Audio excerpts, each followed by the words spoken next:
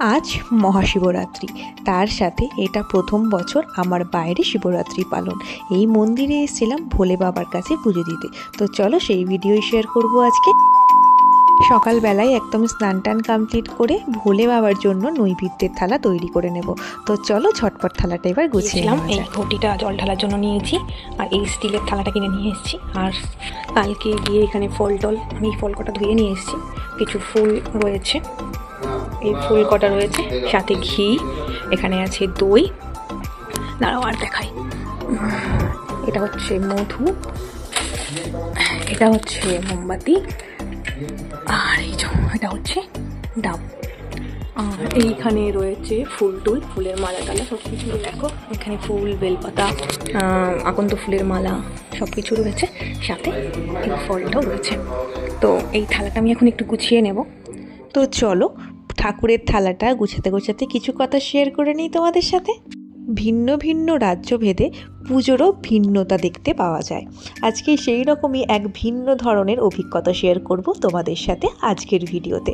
এখানে যে ভোলে বাবার জন্য পুজোর থালিটা তৈরি করছিলাম, 5 ফল আর যা যা পুজোর সামগ্রী লাগে, তার সাথে কিন্তু মাস্ট হচ্ছে ধুতরো গাছের ওই ফলটা।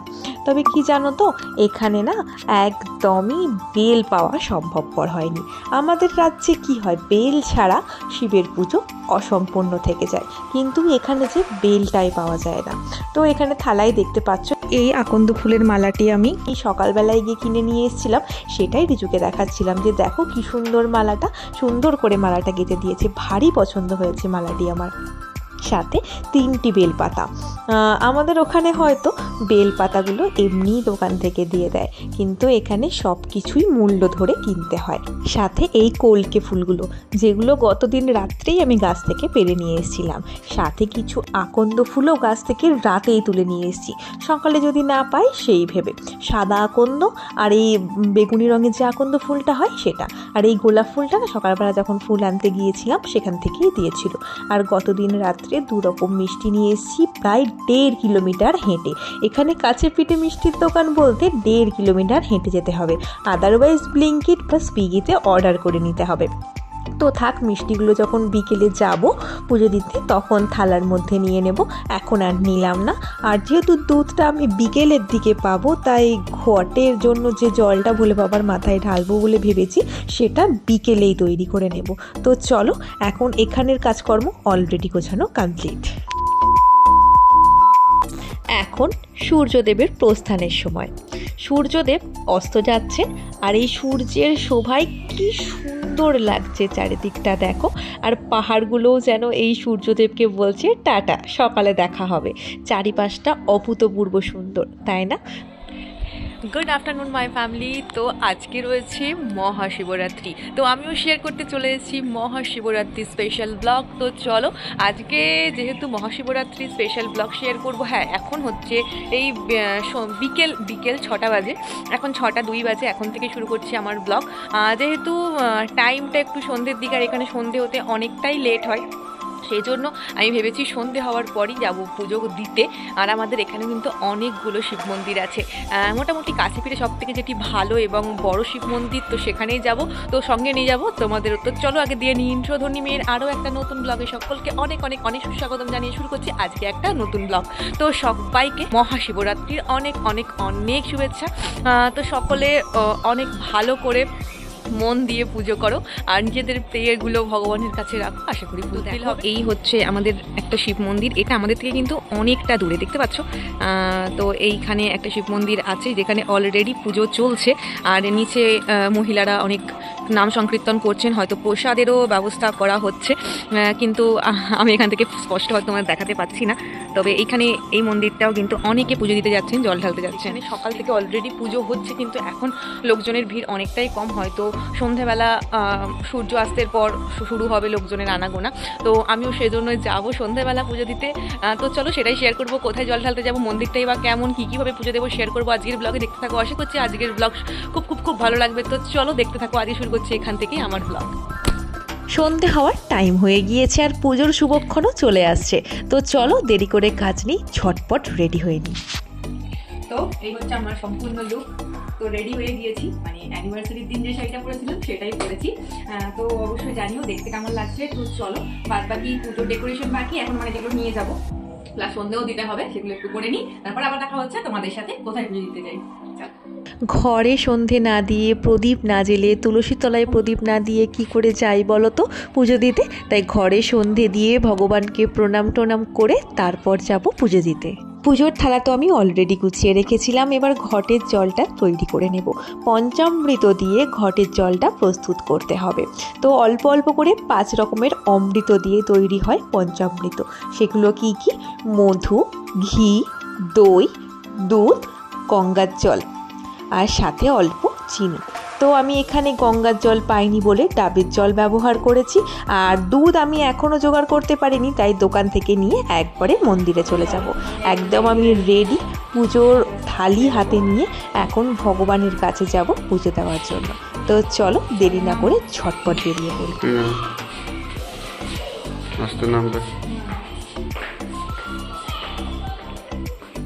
তো এই সেই মন্দির। এখন আমি এই মন্দিরেই ভোলে বাবার কাছে পুজো দেব। আমাদের রুম থেকে এই মন্দিরটি আসতে এই 5-7 মিনিট মতো সময় লাগে হাঁটা পথে। তো কি সুন্দর করে সাজিয়েছে না মন্দিরটা, অভূতপূর্ব সুন্দর লাগছিল। তো আমি অরিজিৎকে বলছিলাম আজকে ভোলে বাবার মাথায় আমি জল ঢালতে পারবো তো? ও বলছে হ্যাঁ হ্যাঁ চলো না, নিশ্চয়ই পারবে, কেন পারবে না, গিয়ে দেখোই না কি হয়। তো এখানে অনেক মানুষই ছিলেন, প্রধান যারা কমিটির মানুষ তাদেরকে জিজ্ঞাসা করলাম যে এখন জল ঢালতে পারবো কিনা। তো এখানে যিনি ব্রাহ্মণ তিনি বললেন যে সন্ধে মানে বিকেলের পর থেকে সাধারণ মানুষ শিবের মাথায় আর জল ঢালতে পারেন না, যা জল ঢালার নিয়ম তা সকালবেলায়। তো আর কি, জল ঢালা এবছর আমার হলো না, তবে ভগবানের ইচ্ছাটা একটু অন্যরকম ছিল হয়তো। তোমাদের প্রথমেই বলেছিলাম না, ভিন্ন ভিন্ন রাজ্যে ভিন্ন ভিন্ন পুজোর প্রচলন দেখতে পাওয়া যায়। আমাদের ওখানে সবাই সন্ধেবেলাতেও ভগবান শিবের মাথায় জল ঢালেন, প্লাস সারা রাতে 4 প্রহরে 4 বার বাবার পুজো হয়। কিন্তু এখানে প্রহর মেনে দেবাদিদেবের পুজো হয় না। তো এখানে কিছু অন্য সিস্টেম আছে, সেই সিস্টেমে পুজো হয়। তবে এইখানে হ্যাঁ আগে বলে নিই, এই হচ্ছে মন্দিরের বিগ্রহ, যেটা অপূর্ব সাজে সাজানো হয়েছে। এখানে আমি আর অরিজিৎ অপেক্ষা করছিলাম কখন সন্ধ্যা আরতি হবে। আর আমি যে পুজোর থালিটি নিয়ে এসেছিলাম সেটা তারা বললেন তুমি এখানে রেখে যাও, যখন বাবার অভিষেক হবে তখন এই তোমার আনা পুজো দিয়ে অভিষেক করা হবে। আর এখানে মানুষের ভিড় দেখেছো, এখন তো অনেক কম। আরতির সময়ে এত ঠেলা ঠেলি ধাক্কাধাক্কি হয়েছিল যে আমি ওখানে দাঁড়ানোর মতনই অবস্থায় ছিলাম না, এত ভিড় হয়। তো চলো এখন বাবার আরতির টাইম হয়ে গিয়েছে। প্রতিদিনই সন্ধেবেলায় সন্ধ্যা আরতি হয়, আর আরতিটা না খুব সুন্দর হয়।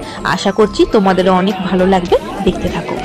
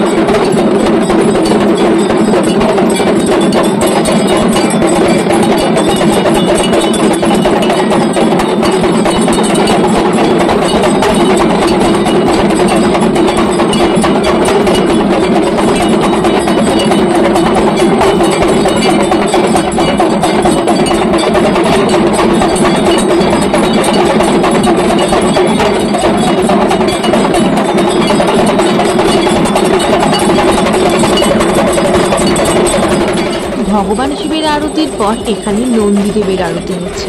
বাবার মন্দিরের বাইরে একটি নন্দীদেবের বিগ্রহ বসানো, সেখানে আরতি করে এখন ব্রাহ্মণ চলে গেছেন হনুমানজির আরতির জন্য।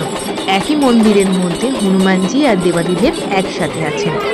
তো আরতি কমপ্লিট, এখন সবাই নিচ্ছে পঞ্চপ্রদীপের তাপ। তো মানুষের ভিড় দেখো, মানুষ এখান দিয়ে হাত বাড়াচ্ছে, ওখান দিয়ে হাত বাড়াচ্ছে। এত মানুষের আনাগোনা যে আজকের দিনে এখানে হতে পারে সেটা আমি সত্যিই ভাবতে পারি। পুজো দেখা, পুজোর দেখা সব কিছুই হয়ে গিয়েছে। এবার তো প্রসাদ নেওয়ার পালা। এখানে প্রসাদের বিপুল সংখ্যা, প্রসাদটা একটু অন্যরকম। তো দেখেছো মানুষের কত ভিড়, আর এখানে প্রসাদ নেওয়ার সাথে সাথে চলছে নাম সংকীর্তন, ভগবানের নাম করছেন মহিলারা, সাথে কিন্তু প্রসাদ দেওয়াও চলছে। ভগবানের কাছে যারা পুজো দিয়েছিলেন তাদেরই প্রসাদ দেওয়া চলছে। তো এখানে দেখো, এখানে প্রসাদের মধ্যে কিন্তু লজেন্স দেওয়া হয়, যেটা সত্যিই একটু অন্যরকম। তো প্রসাদ দেওয়া কমপ্লিট, এখন ফিরবো বাড়ি। তার আগে আরও একবার দর্শন ভোলেনাথের সাথে। পুজো দেওয়া কমপ্লিট এবছরের মতো। তো আমাদের প্রসাদ নেওয়া, আরতি দেখা সব কিছুই হয়ে গিয়েছে।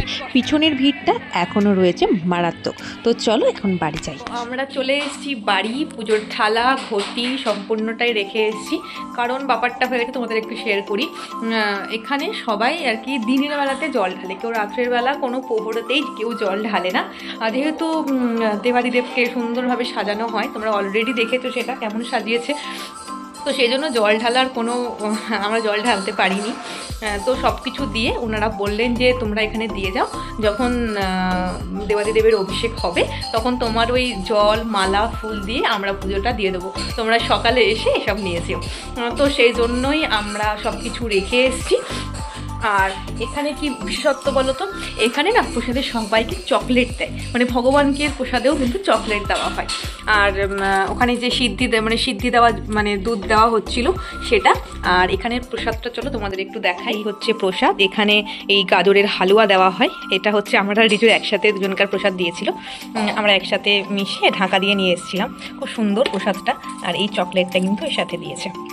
তো চলো প্রসাদটা তো পরে খাবো, ডিটেলস তোমাদেরকে বলে দিলাম। আর আমিও জেনে গেলাম যে এখানে কেউ দিনের বেলা জল না ঢাললে রাতের বেলা আর জল ঢালা যায় না।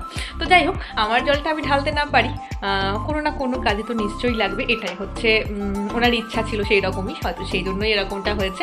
তো আমার কোনো সমস্যা নেই। তো যাই হোক, তো চলো এখন ড্রেস চেঞ্জ করে নেব।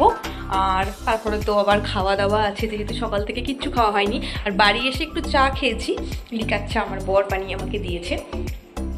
আর আরও একটা কাজ বাকি আছে, আর সেইখানে আমার বরকে দেখো, বউয়ের কষ্ট হবে বলে সবজি কাটছে।